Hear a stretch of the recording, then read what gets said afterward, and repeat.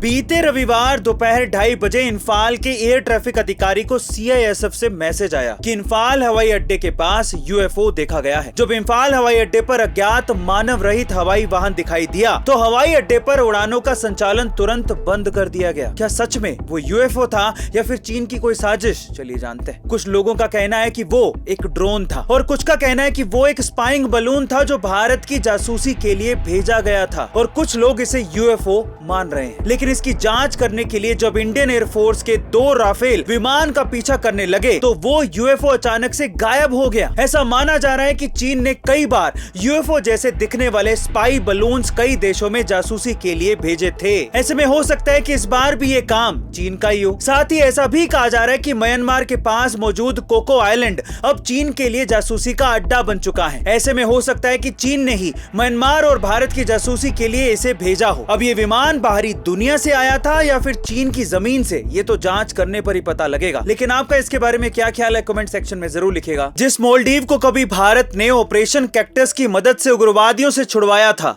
आज वहीं पर इंडिया आउट के नारे लग रहे हैं। अब मालदीव इतना एहसान फरामोश कैसे हो गया, चलिए जानते हैं। देखिए, कुछ दिन पहले ही मालदीव्स में राष्ट्रपति के चुनाव हुए हैं जिसमें चीन समर्थक नेता मोहम्मद मैजू चुनाव जीतकर राष्ट्रपति बन गए हैं और उन्होंने सत्ता में आते ही इंडिया आउट अभियान शुरू कर दिया। भारत ने मालदीव को एक एयरक्राफ्ट, 2 प्रचंड हेलीकॉप्टर और एक पेट्रोल वेसल दिया था और इन सबके मेंटेनेंस के लिए सेना के 75 जवान भी मालदीव्स भेजे गए थे। साथ ही भारत ने मालदीव के साथ उथरू थिला पालू बेस पर एक डॉकयार्ड बनाने का एग्रीमेंट भी किया था और इसी बेस का प्रो चाइनीज मालदीवियन लोग विरोध कर रहे हैं, जिसकी वजह से इस डॉकयार्ड का निर्माण कार्य रुका पड़ा है। यह डॉकयार्ड बेस भारत के लिए स्ट्रेटेजिकली काफी महत्वपूर्ण है क्योंकि इमरजेंसी की स्थिति में इस बेस से इंडियन ओशन में मौजूद चाइनीज ऑयल टैंकर्स को आसानी से उड़ाया जा सकता था।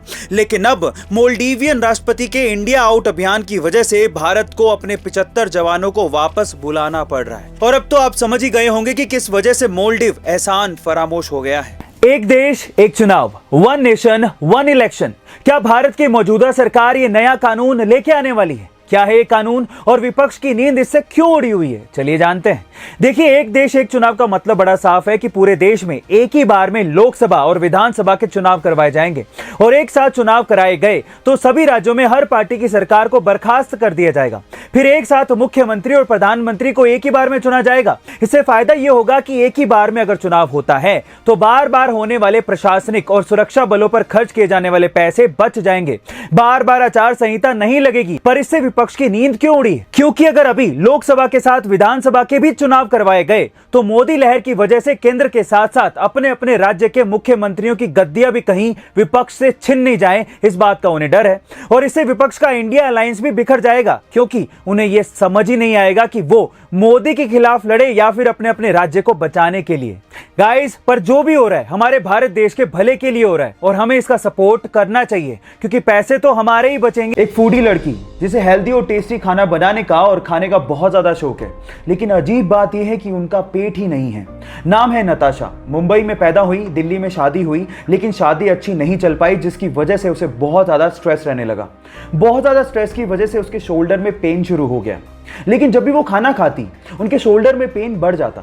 एक डॉक्टर से अच्छे से चेक करवाने के बाद उस डॉक्टर ने बताया कि उसके पेट में ट्यूमर है और सर्जरी करनी पड़ेगी।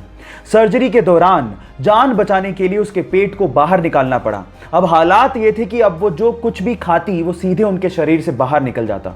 अब सर्जरी के बाद उनके पास सिर्फ 2 ही चॉइस थी, या तो वो जिंदगी जीना छोड़ देती या फिर वो भरपूर जीती। और उन्होंने सेकंड चॉइस को अपनाया और फाइनली आज वो द गटलेस फूडी के नाम से फेमस है। नताशा की जिंदा दिली के लिए मैं उन्हें दिल से सलाम करता हूं।